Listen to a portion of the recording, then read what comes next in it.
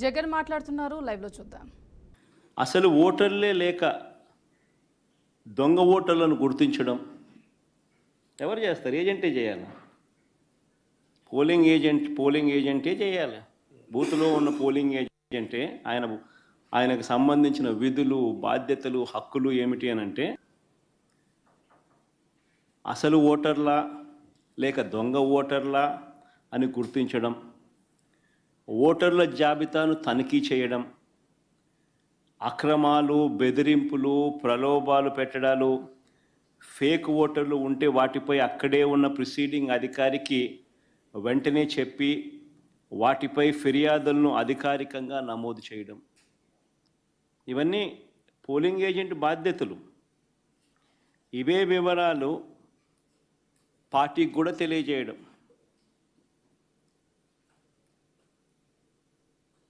ఈ బాధ్యతలు ఉంటాయి కాబట్టి ఏజెంట్లకు హక్కులు కూడా కల్పిస్తారు. వారు ఖచ్చితంగా బూత్లో కూర్చునే హక్కు, ఓటర్ల జాబితాను తనిఖీ చేసే హక్కు, అభ్యంతరాలు తెలియజేసే హక్కు, పోలింగ్ రికార్డులను పరిశీలించే హక్కు, కౌంటింగ్ వరకు కూడా దీనికి సంబంధించిన సమాచారాన్ని పొందే హక్కు, ఇవన్నీ కూడా ఏజెంట్లకు ఉంటాయి. ఒక పోలింగ్ ఏజెంటు బూత్లోకి పోతూనే ఫామ్ 12 అన్నది అంటే తన పోలింగ్ ఏజెంట్ను అపాయింట్మెంట్ చేస్తూ ఇచ్చే ఫామ్ను క్యాండిడేట్ ఫామ్ 12 పోలింగ్ ఏజెంట్ను అపాయింట్ చేస్తూ ఇచ్చే ఫామ్ను it's called form 12. Polling candidate పలానోడు నా ఏజెంట్, నా పోలింగ్ ఏజెంట్ అని చెప్పి అపాయింట్ చేస్తూ ఇచ్చే ఫామ్. ఆ ఫామ్ను తీసుకొని పోయి ఆ పోలింగ్ ఏజెంటు ఎన్నిక స్టార్ట్ కాకమునిపే ప్రిసీడింగ్ ఆఫీసర్కి ఇస్తాడు ఆ ఫామ్. ప్రొసీజర్ అది. ఆ తర్వాతనే బూత్లో కూర్చుంటాడు. మా ఏజెంట్ల నుంచి ఈ ఫాములను నిన్న టీడీపీ వాళ్ళు, పోలీసులు దగ్గరుండి లాక్కోవడము, చింపేసేయడము.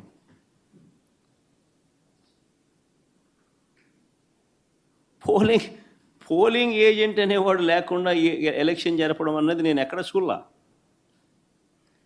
ప్రజాస్వామ్యం అన్నది ఇంత దిగజారిపోయిన పరిస్థితి బహుశా చరిత్రలో ఎక్కడ చూసిండు మేము.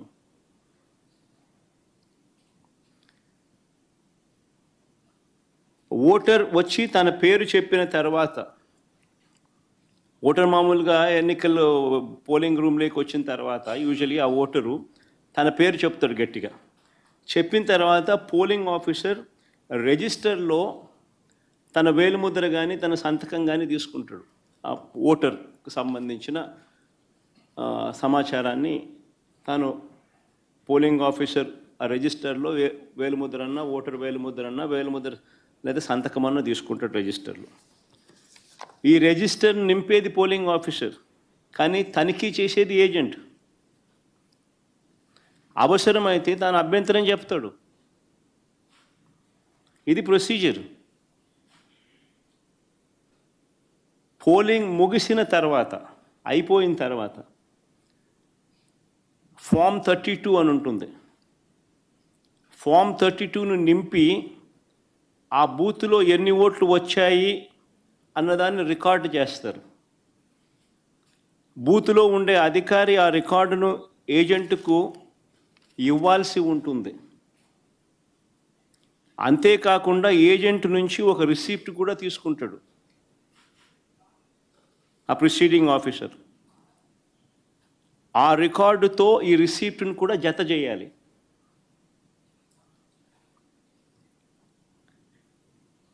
ఆ రికార్డును కూడా ధృవీకరించాల్సి ఉంటుంది. ఇది ప్రొసీజర్. బ్యాలెట్ బాక్స్కు సీల్ వేసేటప్పుడు, బ్యాలెట్ బాక్స్కు సీల్ వేసే ప్రక్రియ పూర్తయ్యే వరకు ఏజెంట్ అక్కడే ఉంటాడు. బ్యాలెట్ బాక్స్ సీల్పై కూడా ఏజెంట్ సంతకం చేస్తాడు.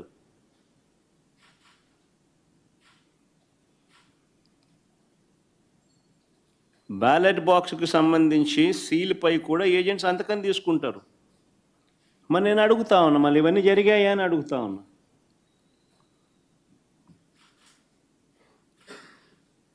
ఇవన్నీ జరిగాయా అని అడుగుతా ఉన్నా. అసలు ఏజెంట్లే లేకుండా చేసి ఎన్నికలు జరిపినప్పుడు దాన్ని ఎన్నికలని ఎలా అంటారని అడుగుతా ఉన్నా.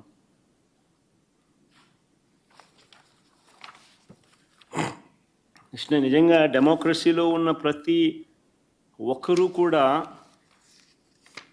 దీని గురించి ప్రశ్నించకపోతే, దీని గన ప్రజాస్వామ్యాన్ని కాపాడుకోలేకపోతే, గొంతు విప్పకపోతే ప్రజాస్వామ్యం ఇంకా బతకదు.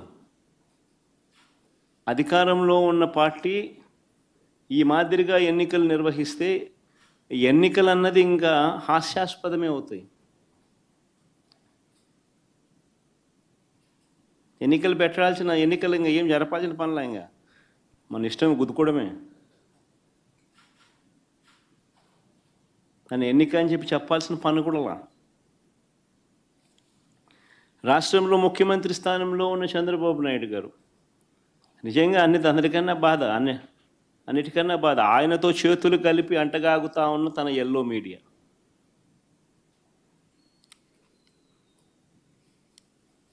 వీరి ఎజెండా ఏమిటి అని అంటే ప్రజలకు మంచి చేయడం కాదు, డెమోక్రసీని కాపాడడం కాదు, ప్రజలకు పాలకులు మోసం చేస్తే వాటిని ప్రశ్నించడం కాదు, దోచుకో పంచుకో తినుకోలో అందరూ భాగస్వాములు కావడం, ఇది వారి ఎజెండా. సిగ్గుపడాలి నిజంగా ప్రజాస్వామ్యం అంతా కూడా.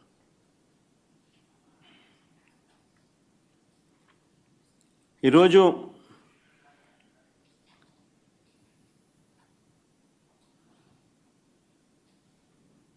ఎంత దారుణంగా వీళ్ళు ఎన్నికలు చేశారు, ప్రజాస్వామ్యాన్ని ఎంత దారుణంగా వీళ్ళు కూని చేశారన్నది ఈ రెండు ఎన్నికలు ఉదాహరణగా నిలబడతాయి.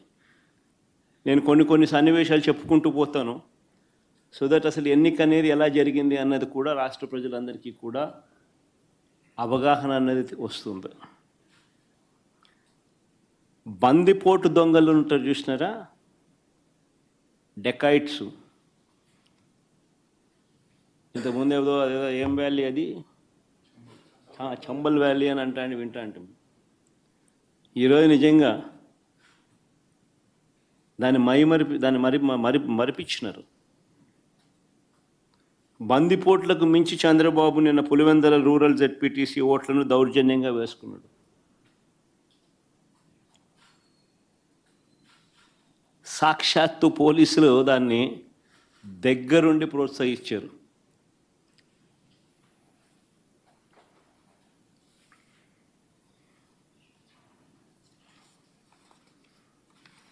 నేను చంద్రబాబు గారిని ఛాలెంజ్ చేస్తా ఉన్నా, అయ్యా చంద్రబాబు గారు, మీ పరిపాలన మీద నీకు నమ్మకం ఉంటే, మీరు మంచి చేశారు ప్రజలకు అన్న విశ్వాసం మీలో ఉంటే, ప్రజలు మీకు ఓటు వేస్తారు అన్న నమ్మకం మీకుంటే,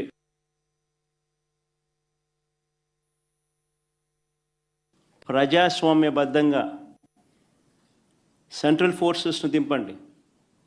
సెంట్రల్ ఫోర్సెస్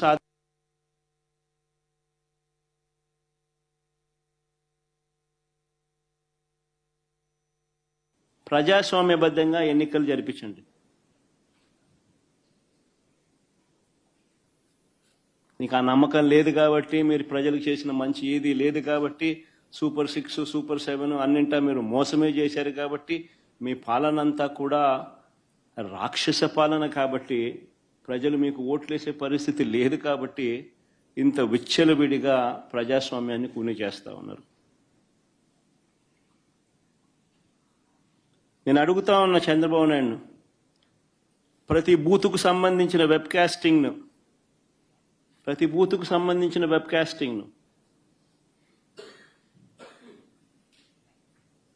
వైఎస్ఆర్సీపీ అభ్యర్థులకు ఇచ్చే ధైర్యం మీకుందా అని అడుగుతా ఉన్నా.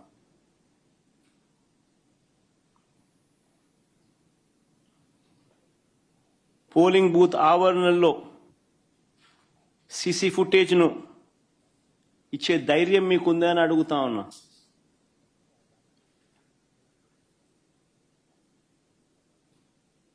ఎవరెవరు బయట నుంచి వచ్చి ఎలా ఓటేశారో, ఎలా బూతులను ఆక్రమించుకున్నారో, ఆ ఆక్రమించుకుంది ఎవరో కూడా గుర్తించి కొన్ని ఉదాహరణలు కూడా మీకు చూపిస్తాం. ఇలాంటి అడ్డగోలు రాజకీయాలు చేసే నాయకుడిని లీడర్ అనరు, మాబ్స్టర్ అంటారు, లేదా ఫ్రాడ్స్టర్ అంటారు.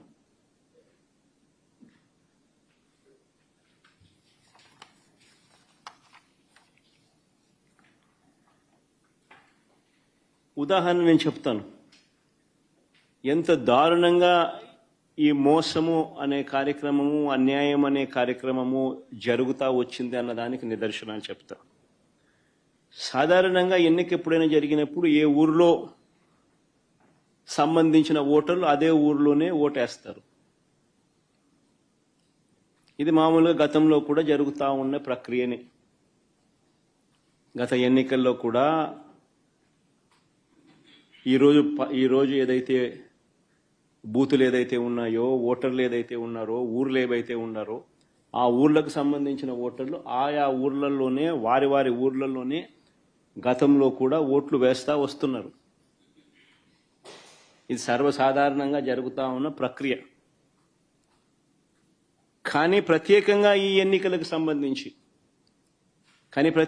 ఇప్పుడు ఈ ఎన్నికలకు సంబంధించి చంద్రబాబు నాయుడు గారి కుట్రలు ఏ స్థాయిలో ఉన్నాయి అనంటే,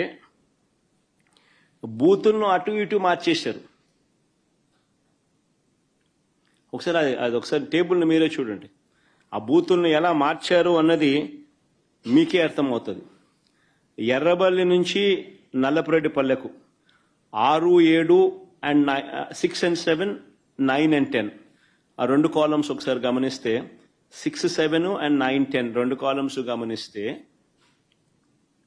ఎర్రబల్లి నుంచి నల్లపురెడ్డిపల్లెకు, అంటే ఎర్రబల్లి అనే ఊరు నుంచి నల్లపురెడ్డిపల్లెకు.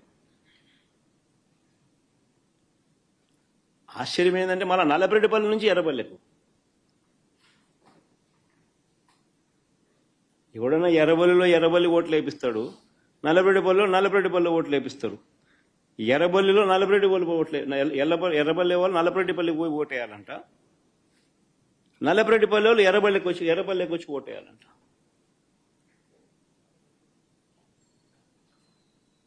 సిక్స్ 7 చూడండి, 9, 10 చూడండి.